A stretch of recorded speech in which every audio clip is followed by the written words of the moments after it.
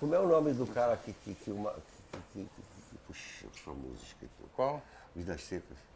Graciliano. Graciliano Ramos. Então, Graciliano Ramos era. Então, como realismo socialista seria uma maneira de secar, né, essa grande paisagem multicolorida. Né?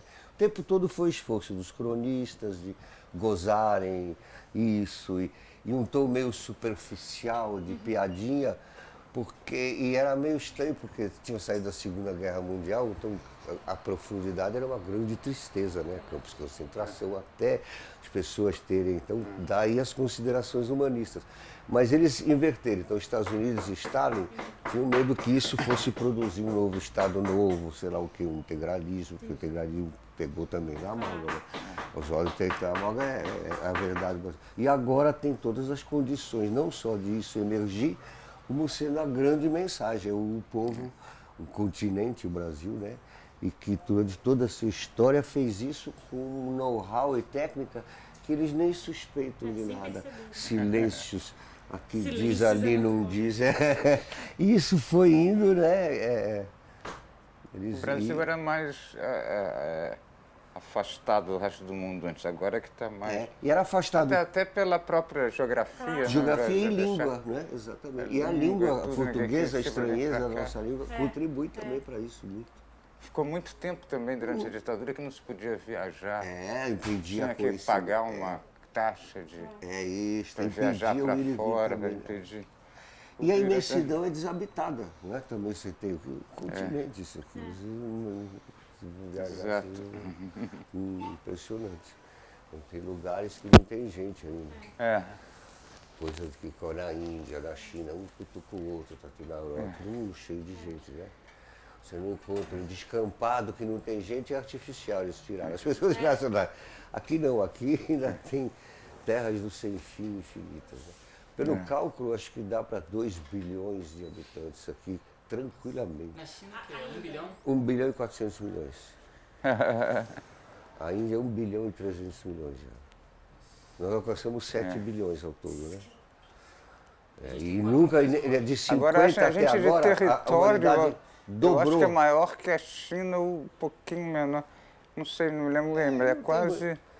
Território, eu acho que... E o território chinês é castigado, porque tem o deserto de Gobi. Lá realmente é o deserto mais, digamos, deserto, assim, que não dá nem para driblar, nem nada.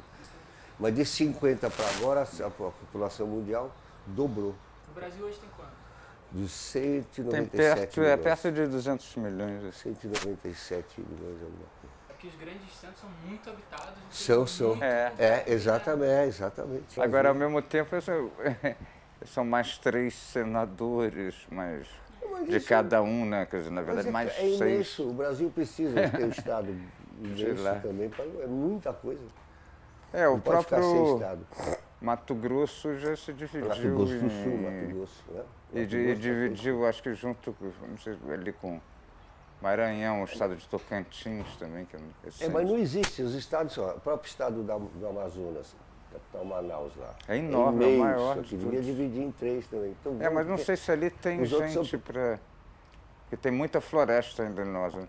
O negócio é ter gente para dividir em 3. Né? Esse foi o grande problema sempre nosso das fronteiras, da segurança nacional. Toda a arte moderna passava sempre com medo de que alguém quisesse pegar o Amazonas. Né? Isso paira no inconsciente das pessoas. Porque nós não temos controle. A própria ida de Brasília para lá, para a Constituição de Brasília, botar a capital no centro, já era um pouco para povoar o norte. Né? Mas será que precisa ter tanta gente? Olha, o problema é o seguinte, se você for o Brasil, sempre teve quase nenhum habitante perto do tamanho do país. O controle mesmo, ele é um milagre. O controle, por mais que se fale, não tem... nós temos 1/3 da polícia necessária, precisamos mais 2/3. E aí vai, exército também, tudo. O controle nas fronteiras é impossível, são dimensões continentais. Então, nós vamos visitar as fronteiras, vocês vão ver que só ali tem na fronteira mesmo, ali 100 metros para dentro já não tem mais nada. É impossível, você não controla. É tudo como se fosse um trato mútuo, consentido já.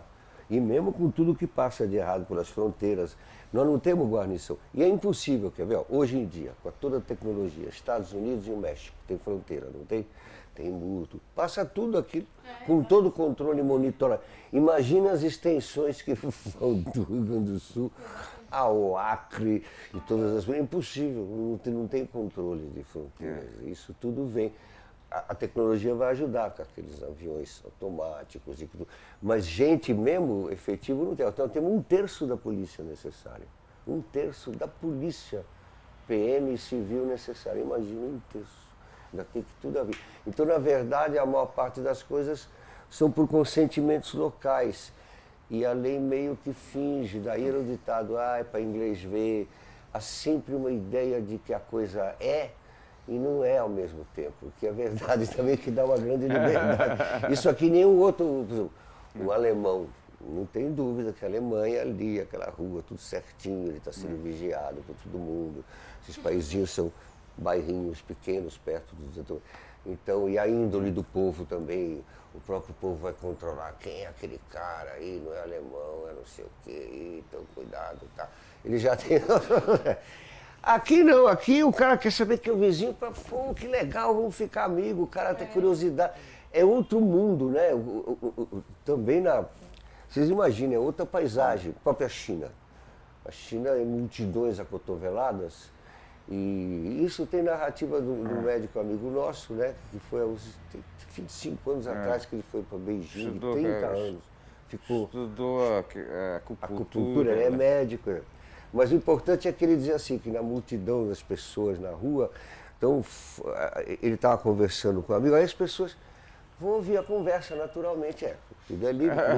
Então se aglomeram logo. Olha, mas não tem essa então, mas a multidão o tempo todo, eu estou falando com você, já tem 10 rodas. Como é que é a conversa? Porque o morcego é um outro mundo, você não tem sensação de... vocês viajam um pouco, vocês veem.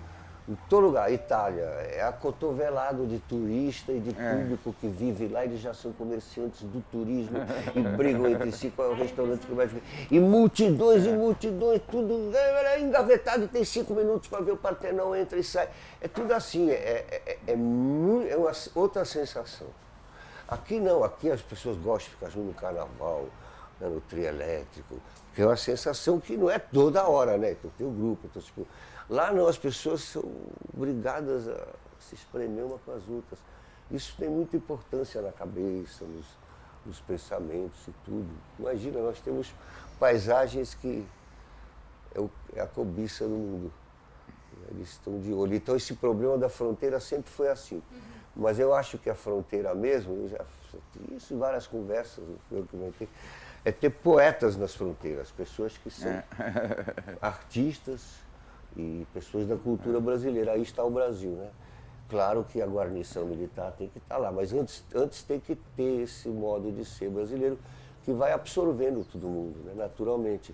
A Bolívia, né? Nós tiramos o gás de lá, nós que propiciamos o avanço, o Paraguai, então são nossos vizinhos, eles não têm uma coisa contra os vizinhos, ao contrário, o Brasil é realmente pacifista. Então não só o Marechal Rondon, é um índio que é um marechal, isso é uma loucura para qualquer europeu, assim, um índio que é marechal, e é pacifista, e é do exército. Pacifista, índio que diz, matar nunca, morrer se preciso for. Que marechal é esse? Não é um marechal alemão, desculpe, ou qualquer outro, né? É um marechal brasileiro. Outro, e o próprio Duque de Caxias é o pacificador. Porque, quem começou a guerra foi Solano Lopes, porque invadiu e nós retaliamos. No Brasil nunca começou uma guerra contra ninguém, ao contrário. E essa coisa de pacificação é constante, inclusive para os territórios. Teve insurreição em Canudos e, no exagero, a República foi sufocar lá, deu o livro de Euclides da Cunha. Mas mesmo assim você vê que coisa impressionante. Se na literatura o próprio cara do exército, o oficial Euclides da Cunha, vai com a missão de fazer o relato geográfico descritivo da paisagem. Quando ele chega, ele escreve aquela obra-prima que é ele Quase que ele reconhece os motivos dos insurretos que não precisava. E em que lugar que você tem isso? Eu não conheço nenhum lugar. E o início, quando ele vai vendo o contrário? É do exército isso. Inclusive na campanha punitiva logo se estabelece uma gritaria de que estava errado, mesmo naquela circunstância. E o clima também, né? O clima, eterno verão. E mais importante, metade dos dias do ano, feriados, a Casa Grande, assistir e aprender com a senzala a co-governar o Brasil. Não é para se divertir, eles vão recebendo recados concretos. Portão tal, o mata-burro está quebrado, você foi muito mal, chicoteou demais aquele, era só chicotear 10 chibatadinhas, faz de conta. Aquele que maltratou o pobre do Tiburcio ali. Aí o compositor, não, foi o meu filho que é exagerado, que tá. Aí essa trama sempre, inclusive o elemento pessoal é muito importante. Sim. Né? O elemento pessoal. Então, você pode ser o tal, você pode ser, mas tem que ter uma referência pessoal. E tudo depende disso. Do bem-querer pessoal. Isso está refletido de uma maneira esplêndida no comportamento de Dom Pedro I. Né? Ele é um boêmio, um farrista, toca violão e cururuca tereteira, era contra a lei. Ele ia lá na boteca com o Chalaça, amigo dele.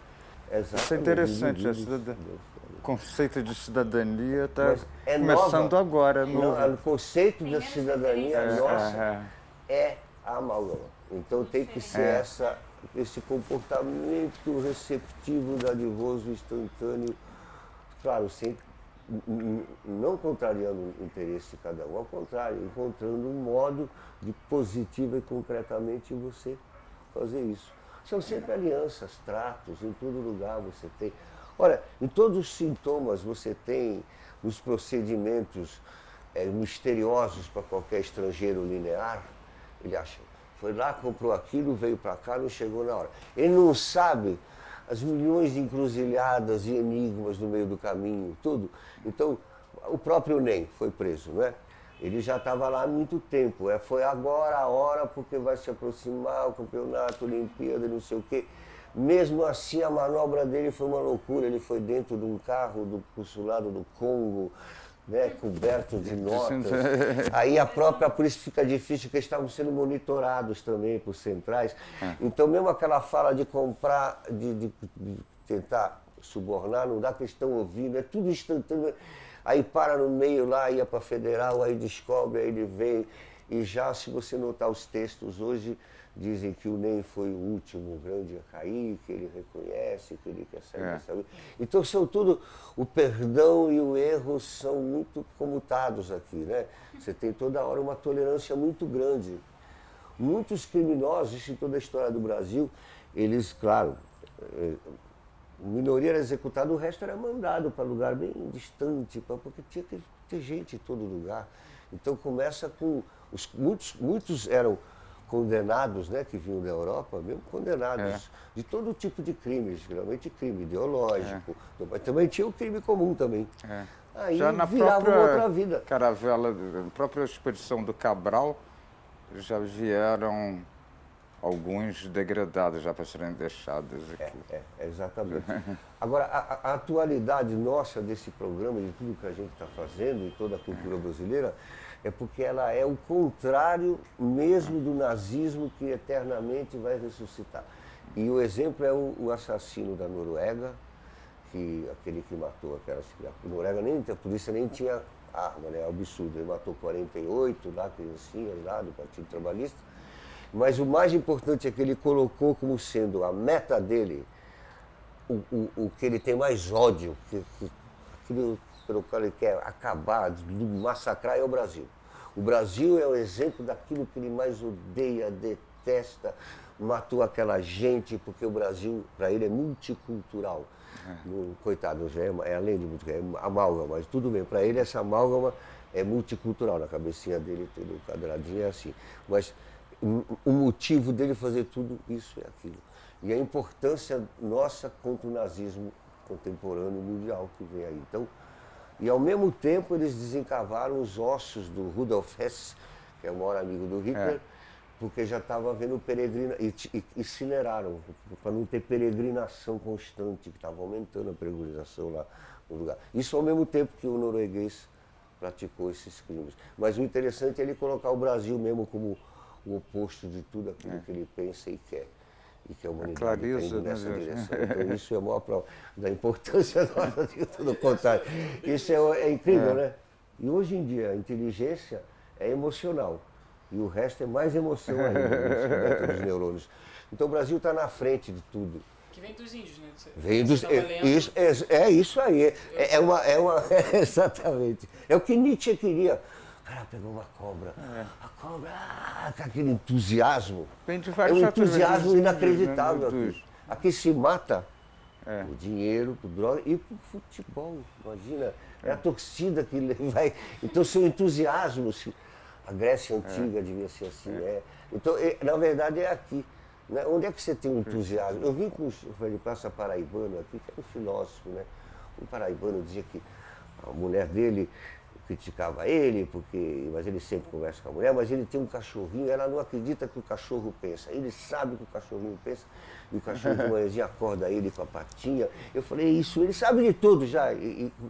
Não que ele não tenha lido, ele leu, mas tudo já faz parte da alma do corpo cultural do Brasil. Isso aí são coisas que estão no nosso inconsciente e qualquer pessoa chega. E hoje se sabe assim, toda cultura, isso é de novo pesquisa dos neurônios, a cultura se torna imediatamente biológica no ser humano. Os animais provavelmente também, mas como eles expressam de outra maneira, mas para imediatamente. Então, tudo que é cultural se torna imediatamente biológico. Então, quando as pessoas antenadas vêm para cá, percebem isso, mesmo o Stefan Zweig, Clarice Lispector, você tem um montão aí a nossa lista é enorme de o próprio Pero Vaz e Caminha. E os que vieram logo ficaram, que o João Ramalho, no Sul, já fez uma família de 300 filhos, e o Caramuru, né? Então não tem E todo o romantismo, na verdade, do Jean-Jacques Rousseau é baseado principalmente, claro que é o Sermão da Montanha, que vai virar Direitos Humanos, mas é a exposição dos nossos índios no Rio Sena. Ficaram 6 meses acampados, mostrando como é que eles viviam. E ficavam um tempão olhando assim para o ar, assim, preguiçosos, tá? Mas o Jean-Jacques Voltaire foi assistir. Então isso que influenciou a ideia de que o ser humano poderia se transformar para um novo mundo. Foram nossos índios ideia do acampados. bom selvagem era do bom selvagem, os tupinambás, né? Está introjetado, né? Não é uma coisa pensada, racionalizada para tornar emotivo. Não, ela já é. Eles sabem que o procedimento, a emoção é inteligência. Porque o Ocidente separou, não é? Começou aquela velha história, que a razão dominaria tudo. Então foi, na verdade, Sócrates, Platão, Aristóteles. E o Aristóteles que inventa a história da filosofia, na qual ele mesmo divide, do ponto de vista dele, os pré-socráticos, que muitos estavam vivos aí na época, e os pré-socráticos todos são como nós. Uma mistura de curandeiro, sábio, dançarino, cantador. Ele é multifacetal, já. Ali não, ali tratava-se de fazer uma lógica transcendente, de secar com perguntas chatas do Sócrates.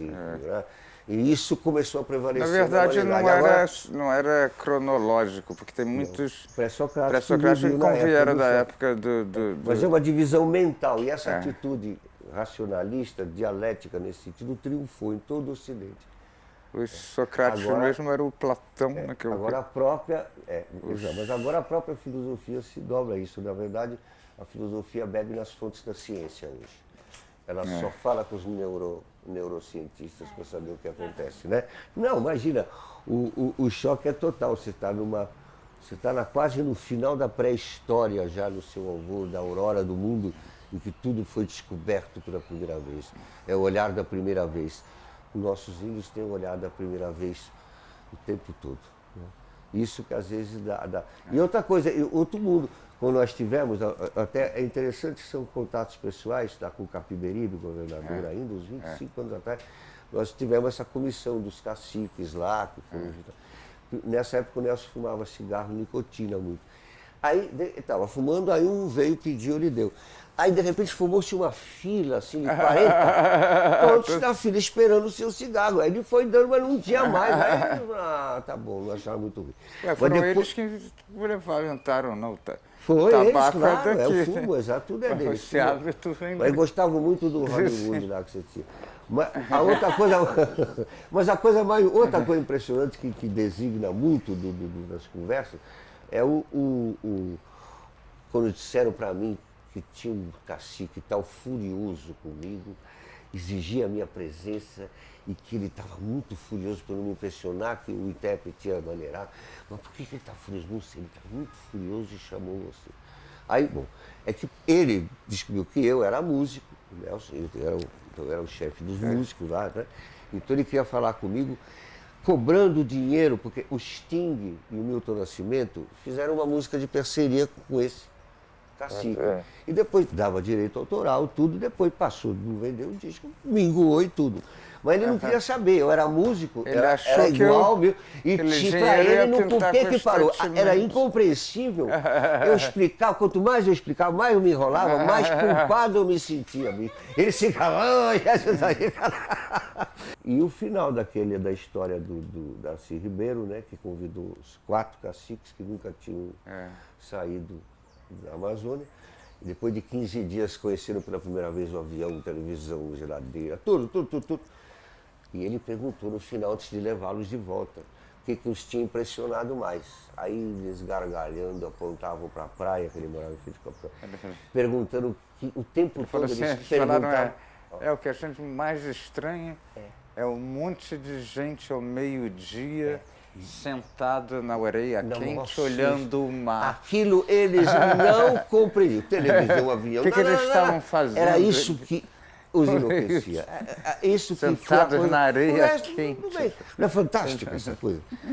Olhando o mar. Avião, pássaro de metal, veia igual, não tem agora. Geladeira, que bonito, gelinho aqui. Mas aquilo ali, a atitude, aquilo era uma loucura. E tem a ver, porque mais uma vez, olha o Brasil como é complexo. Santos Dumont inventou o avião e não tirou patente. Era muito, imagina, uma vergonha tirar patente. E o almirante, nós conhecemos esse almirante nessa época. Ele é almirante de guerra, da Marinha de Guerra dos Rios, né? Nós temos frota nos rios. E ele que descobriu que os índios passam urucum, porque ele é o maior isolante dos raios solares. E aí ele fez, mas não tirou patente. Aí uma firma estrangeira, acho que é a Gaster, famosa, não sei, a Gaster, uma bobagem, essas, não sei, essa grande multinacional, pegou e vendeu. Então nós compramos esse protetor solar, e não paga nada, porque eles que ganham tudo. Mas tudo é a cabeça dos próprios almirantes, do Santos Dumont. É uma dadivosidade, eu vou querer cobrar por isso. E o americano não, ele antes de inventar, ele já tirou a patente, né? Você vê os grandes... são atitudes, os inventores lá, mesmo cientistas, são empresários, né? São empresários, cientistas empresários. O Ford, Thomas Edison, ele Edison. logo fez uma indústria que tinha, né? A gente trabalhava para ele. E o Henry Ford era nazista, declarado. O Henry Ford. Esse Não, ele era. Esse Como a Coco Chanel, eu falo isso há mais de 45 anos que a Coco Chanel era agente da Gestapo. Muitas pessoas, ele está louco, ele exagera. Agora, finalmente saiu. Ela era agente do serviço secreto lá de cima, agente mesmo da Gestapo Superior. E ela transava inclusive com um oficial que era do serviço secreto. Agora tá muito, descobre tudo. E era coisa para tentar cooptar o povo inglês para a Alemanha, eles queriam influenciar, né? O ser humano nasceu na África, da África foi para a Ásia, da Ásia subiu de novo, foi para a Europa, norte da Europa, Estreito de Bering, e em 3 migrações esses asiáticos vieram para cá, 3. Mas já estava nascendo um homem autóctone brasileiro. Mas acontece que as descobertas científicas estão modificando a história profundamente. E se descobriu que ia nascer um hominídeo brasileiro, na serra, onde é a Serra da Capivara, no Piauí. Durante muito tempo as comissões científicas não queriam reconheceram finalmente que é mesmo. Então a gente vai lá na Serra da Capivara um dia filmar lá as inscrições misteriosas e o ser humano que ia nascer ia ser o brasileiro, o hominídeo brasileiro. No pré-Amazônia, na pré-história amazônica, tem esse hominídeo como existindo mesmo, mas enfim. Agora, através do DNA, é o próprio do Eduardo Bueno, eles descobriram mais 2 migrações surpreendentes. Além do homem autóctone, além das 3 asiáticas que vieram, tem mais 2. Uma da Austrália e outra da África, direto, em tempos imemoriais. Então, africanos e australianos, acho que são aborígenes, porque o resto é australiano, era inglês, eram aborígenes que vieram para cá. Nós não sabemos, pelo mar. Foi para o sul, aí nós não sabemos, isso tudo é aberto, são tarefas para os jovens desvelarem. Isso não se sabe ainda, são pistas novas que surgiram, uns estudos. Parece que os aborígenes são muito antigos, são né? antiquíssimos. Então, eles estavam aqui já através... nós tivemos na Expo Lisboa, uns 10, 15 anos, tinha qual era o país que era da Tanzânia. A Tanzânia tinha na histórico, os barcos. Mostrava um barco de um antigo, eles diziam o nome de um rei que tinha chegado ao Brasil era a costa pertinho, de lá. Era num barco daqueles. Não muito, porque eu acho que você pensa bem, era pertinho. Não, claro. Muitos podem ter essa chegado. Essa migração africana deve no se Brasil. referir também a esse. Os egípcios dizem que chegaram. Os egípcios chegaram até chegaram na Irlanda, né, por exemplo. Exatamente, na Irlanda. Chegaram. Não, aí isso tudo está em convulsão. E os anos chegavam na Irlanda, podiam ter chegado. Uma maravilha. Agora, esses 3 que vieram de cima, eles vieram... Era o seguinte, são os clássicos 3 primeiros das quais se originaram as várias tribos indígenas. Mas você tem mistérios, por exemplo, os botocudos, nós vamos lá para o Rio Grande do Sul, nós vamos ver o sambaqui da Lagoa Santa, importantíssimo. Inclusive vamos pegar o texto do Kierkegaard. Os botocudos dizem que são... Brasil nesses termos, os botocudos dizem que são do Kierkegaard mesmo. E o Lund, que é o antropólogo que trabalhava no Sambaqui, Lagoa Santa, ele se correspondia com o conterrâneo dele. Alguns dizem que os botocudos são bem antigos, são muito mais antigos.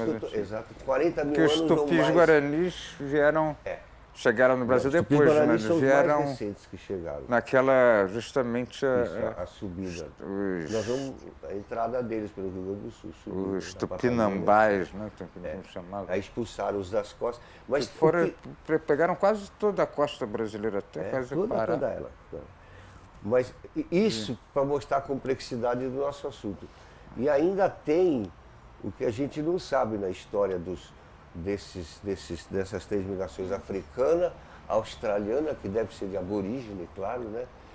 E os tupis-guaranis, que são os últimos. Então vieram 150 anos, no máximo 200 anos antes, um certo quase 150 anos antes de Cabral, de uma posse.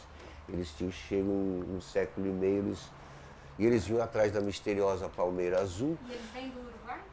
Vem mais do lado do sul, perto do Paraguai, Paraguai, dali, e a procura da terra sem mares. Ali. Aí subiram. Ali que são os guaranis, né? Os tupi-guaranis eram uma... Mas o interessante é também ver a profundidade deles, que deixaria Heidegger de boca aberta, Nietzsche. Tudo é mistério para eles. E o próprio mistério, então, fabricou os índios tupi-guaranis para que eles fossem, conforme fossem vivendo, iam desvelar o mistério. Então, a própria existência deles era para decifrarem o mistério. Bonito, a história humana, né? E atrás de uma palmeira azul. Chegando na palmeira azul, eles tinham chegado na terra sem males. Eu acho que deve ser aquelas buritis, né? Talvez com azulado assim no fim da tarde, eles acharam.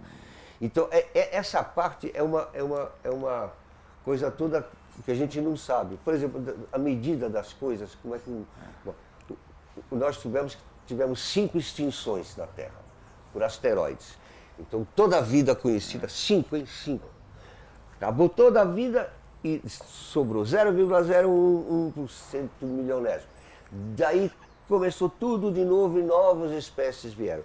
Mas também descobrimos que não foram apenas 5 grandes extinções, mais de 500 mil extinções limitadas em áreas pequenas. Então tudo que é vale, que eu considerava que era vale, não é vale, quase todos são lugares em que os meteoritos, asteroides caíram e aí mataram a vida que existia lá em alcance imenso. Então tudo isso tem reformulações e ao mesmo tempo o risco de passar, nós sabemos que é muito grande hoje em dia, que passou o asteroide anteontem, né? Mas essa descoberta que está estarrecendo o nível de perigo, o nível de explosão a qualquer segundo, por qualquer motivo, é a lei do universo, é fantástico. E daí teimosamente nasce tudo ali, é fantástico. Que nem a teimosia do amor, a teimosia desse. Então de 0,0001 vem, até chegar nos mamíferos, né? Mas são 5 imensas extinções e milhares de extinções regionais impressionantes, de países todos, de espécies. Então, é o quê? A lei é o caos, né? É uma constante atrito, choque, explosão, vem aquilo. E mistério, é pelo número imenso de acontecimentos de cada ser humano, então é um universo todo. E eles mantêm inspiraram todo o romantismo. Imagina só, a sabedoria das nações tinha atingido um ponto enlouquecedor. Então o próprio cristianismo estava servindo para explorarem os miseráveis, embora a Idade Média fosse assim. Aí de repente, para tudo voltar para o que Jesus tinha falado, da emoção e da igualdade, é o Sermão da Montanha. O Sermão da Montanha, com a crença de que o ser humano nasce bom e o que a sociedade é que faz a pessoa ficar malvada, triunfou, inventou os direitos humanos, o Sermão da Montanha. Porque para os chineses, que têm outra visão, né, os chineses legalistas, que o ser humano é mau quando nasce. E conforme ele vai vivendo, ele vai ficando cada vez mais malvado, mais malvado. E isso é interessantíssimo. Ali é o contrário, é a sociedade que faz ele ficar bom. Exatamente, é o contrário. É o contrário. Ele nasce mal, quer dizer, a cultura, a sociedade, a educação, que vai botar ele nas construções. E o interessante é vocês observarem mas a China nunca conheceu o humanismo que vem do Sermão da Montanha, de Jesus de Nazaré, e que inverte tudo. Mas como é que entrou lá? Olha que loucura, que era Lao Tse, taoísmo e Confúcio, o tempo todo. Entrou pela mão do Partido Comunista Chinês. Olha que fantástico, os critérios de igualdade, de humanismo, entraram via Mao Tse-tung. Não é fantástico? É gozado, né? Agora, aqui, isso é impressionante. Então, por favor. Aqui o padre Antônio Vieira tem um papel fundamental também nessa coisa total. Ele viu isso tudo. Ele viu tudo isso. Ele era muito entusiasta dos índios, né? Já com os negros ele deixou a escravidão. Cada um tinha. Mas com os índios ele tinha uma coisa, ele sempre ele fala, ele tem uma coisa, eles são tão bestiais, mas bestiais no sentido assim, que com uma árvore eles têm todo o sustento. Né? Com os frutos se alimentam, né? Com as folhas se abrigam da chuva e do sol, e com o tronco navegam. Que bonito. Maravilhoso. É isso mesmo. E ele tinha essa predisposição incrível, porque ele ainda é discípulo do Meister Eckhart e do Jacob Boehme, que viam Deus em todo lugar, como o São Francisco. Mas a Inquisição começou a dar em cima disso, que ele ia virar um novo gnosticismo, não podia. Então ele estava quase para ser condenado. Ele chegou a ser várias vezes, ele fazia aqueles sermões da 50ª já em Roma, né? Ele tinha o Papa que protegia ele. Depois esse Papa morreu e aí ele ficou... E o jeito foi vir para o Brasil. Aí ele veio para o Brasil, ele sai assim, ele fala: Portugal, terra ingrata, não terá os meus ossos. É isso. Aí ele vem pro Brasil. Mas o importante é que ele e a última coisa que ele fala na Emoção, que ele escreve antes de morrer, ele fala assim: alguns gostam da dor, outros tem muita coisa da dor, mas a dor pequena debulha em lágrimas, a grande dor congela. Ele falou. Aí eu acho que foi a última coisa que ele escreveu, ele morre. Não é? E agora, isso tudo que ele fala, e isso inclui inclusive o nosso programa, e é a frase dele, nem tanto ao mar, nem tanto à terra, porque ele vai muito ao mar, muitas são contradições que estão sendo unificadas o tempo todo com essa visão. Ele e tem mais, tudo, tem um estalo saca... misterioso que é o inconsciente, que lá, com toda a capacidade mental dele, tudo, ele não conseguia escrever, mas não está à altura dos textos que ele fez aqui. E ele realmente conta que aqui ele chegou e teve um estalo, e aí começou, que nem eu imitei o Padre Vieira, estava lendo o Padre Vieira, vou formar como escritor, não sei, deve ter sido influenciado por ele, porque ele também... Aí tive um estalo também imitando ele, começou a escrever. Que ele vem aqui, eu acho que na infância... rompedores de bloqueios psicológicos. Ou nasce, nem me lembro se ele nasceu. Porque eu estava lendo muito coisa indígena, muito minha linguagem, inclusive o primeiro, o modernista que leu foi o Flávio de Carvalho, que é As Modernas, Vestiu o Saiote. Quando ele leu, eu tinha 56, 57. Ele disse, mas isso é literatura indígena, porque tem muito que nem o homem, tá? E tem um pouco dessa coisa aqui transfigurada, mas foi por motivos de, inclusive, ler Antônio Vieira, ou pela visão de fazer. Então eu mesmo mantinha muita conversa com o Mário Schember, o amigo Darcy Ribeiro, sobre os índios.